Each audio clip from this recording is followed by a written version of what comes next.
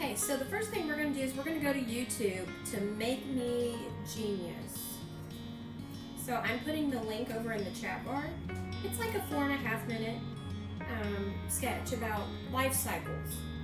Because today we're going to go back in time to 4th grade. Because I know you got busy last year, so you'll be able to do that today. Okay, let's go on ahead and move on. It looks like several of you have finished up. Excellent, thank you for letting me know. So I want you to go on ahead and we're going to go into our files.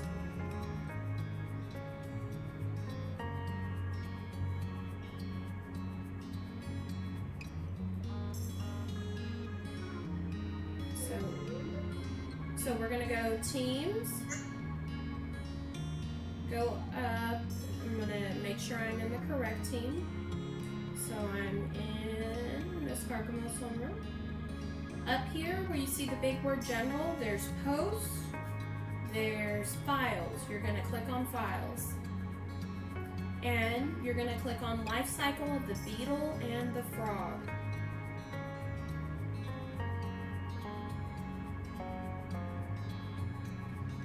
Conway? Yes. For me, it doesn't show that. It just shows class material solution for a week 4 and some other weeks. I think you're in the wrong teams. Make sure you're in your science and social studies team. I'm in the math team. That's what it sounded like. Yeah. Okay, I want you to look at both of these. Anybody recognize the first one?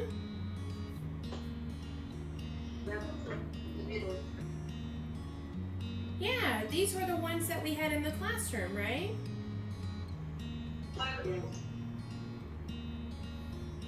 Okay, so what do the two life cycles have in common? They both hatch out of eggs. They both hatch out of eggs. Somebody else tell me something else. What else do they? They both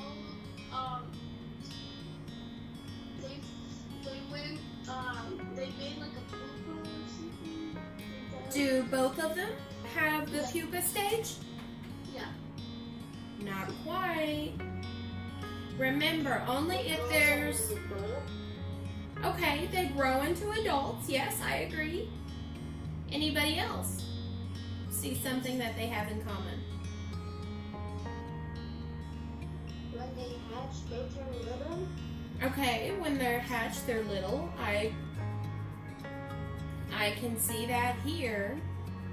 And yes, as a larva, they usually are little. When they hatch into they become like worms or something. Is that for both of them?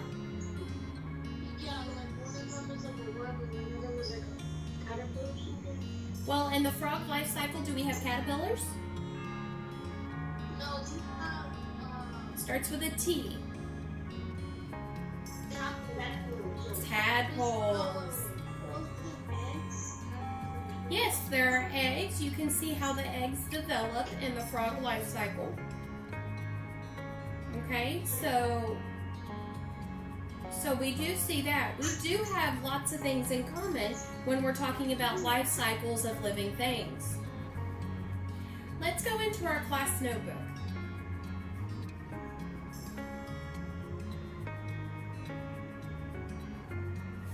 So click on class notebook.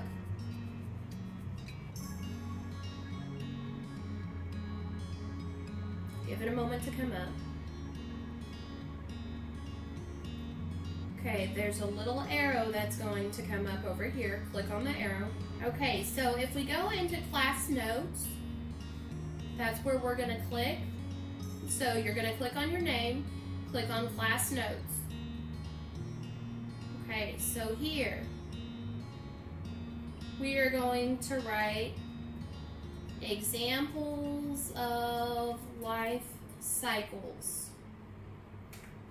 I want you to find 3 different animals or insects find 3 different examples and copy and paste them in here. Because remember, the copy button is Control C. Your paste button is Control V. Okay, Control C to copy, Control V.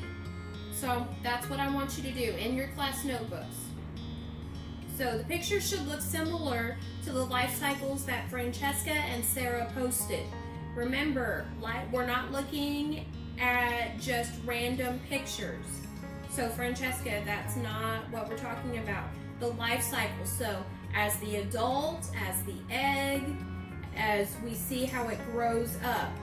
Those are the pictures that I'm looking for.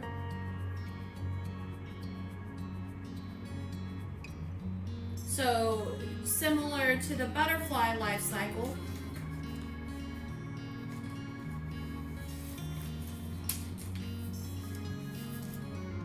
or if I'm looking at the life cycle of a ladybug,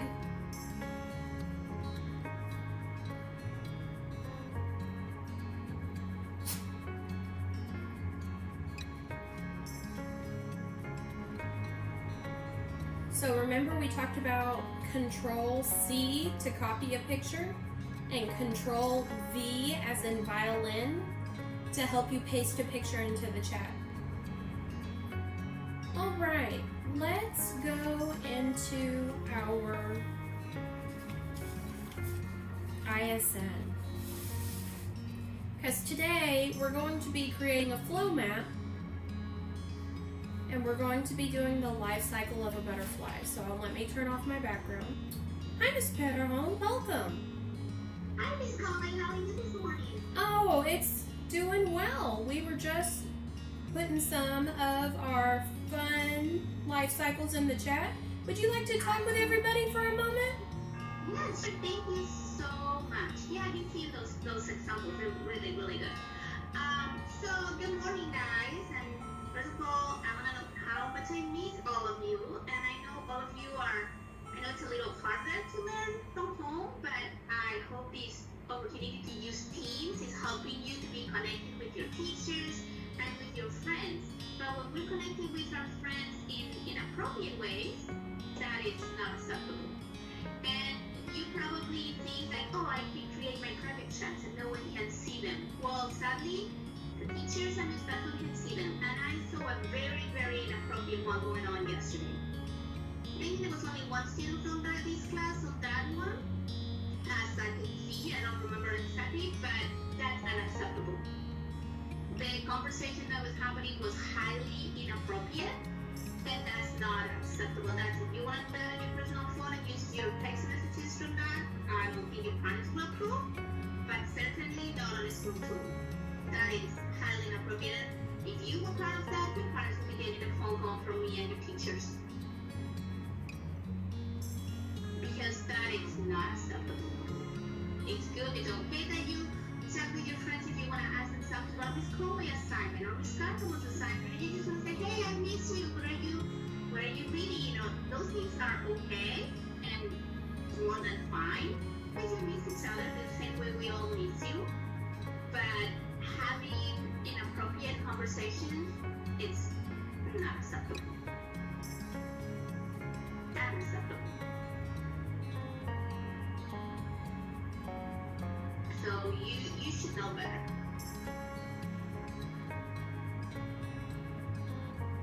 So I hope we don't have to have this conversation again, because we had this conversation when we were in school. I think it was in January, Miss Conway, when we had this conversation in the cafeteria. I believe something like that. So we talk about all those things that Ms. Petterholm doesn't know half of those apps, but I'm learning them. So not acceptable. I hope we don't have to have this conversation again. Now I'm going to keep letting you enjoy life cycles with Miss Conway. That's probably a lot more fun than here Miss Petterholm yapping at you. But when you are not doing what you're supposed to be doing, it's not acceptable. And that makes us very, very sad to all of us. Okay? Thank you, guys. All I'm going right. to put my examples on the chat. Oh, yay. That's always great to see your information in there. So let's see what Miss Patterhon puts in. Let's see. Oh, there we go. Dragonfly. Yes, those are really interesting ones. I like dragonflies because we actually had those out in the wetlands. Lots of different kinds, lots of different colors of them. So I'm sure that they are very happy out there still.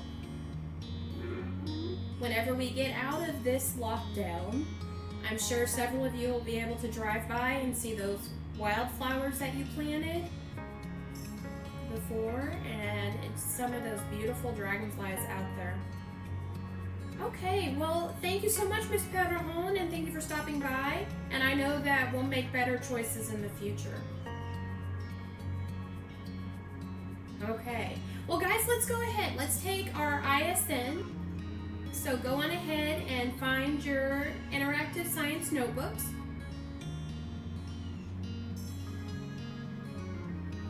And we're going to be making a flow map today. Remember, a flow map puts things in order and they show us how things progress. Excellent.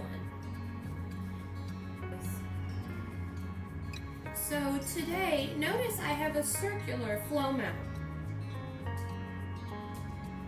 It goes from starting at one to the next, to the next, to the next, and then back again.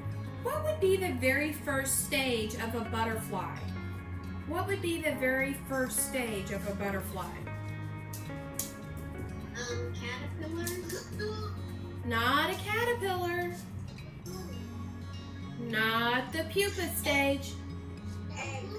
The egg. You are correct. The egg. So the first thing they have to do is be an egg. So where do they put the eggs? Where did we find eggs? In the plant. On the plants, right, on the milkweed. So let's go on ahead and draw that as the first stage of our butterfly life cycle.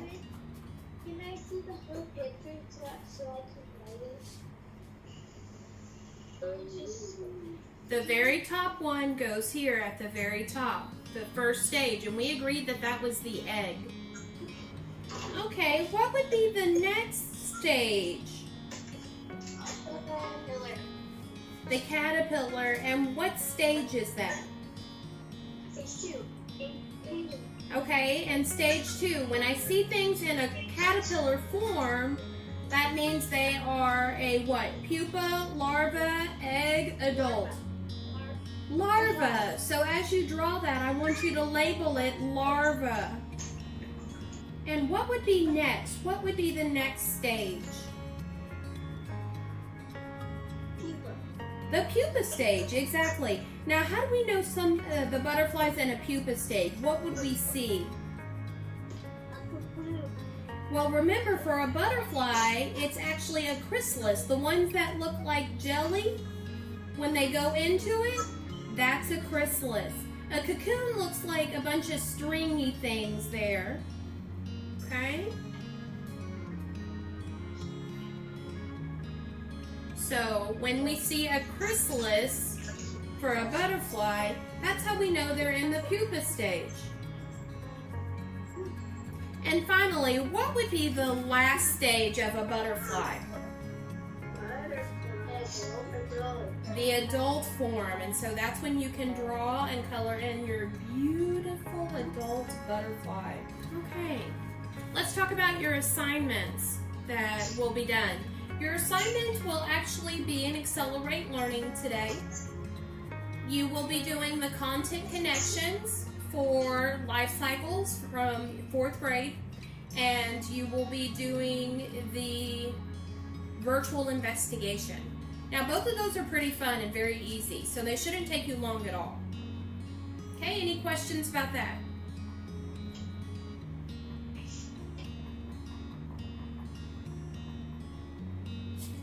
So finish up your butterfly and then go over to Accelerate Learning. Miss Conway, Yes. can you say the assignments again? Yes, you're going to be doing the virtual investigation for life cycles, and you will be doing the content connections. So the videos with the little activity after. Okay. Okay, Can so you write in the chat box, please? it's actually already been put into your assignment, so if you just check your assignments, everything is there. Wait. For the content connection videos, that one virtual visit investigation life cycle. Yes. Yes.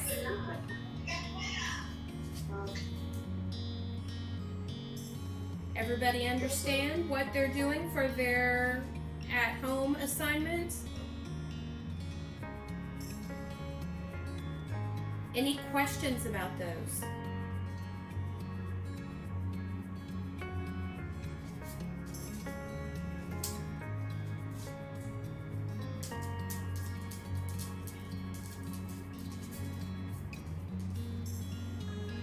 Okay.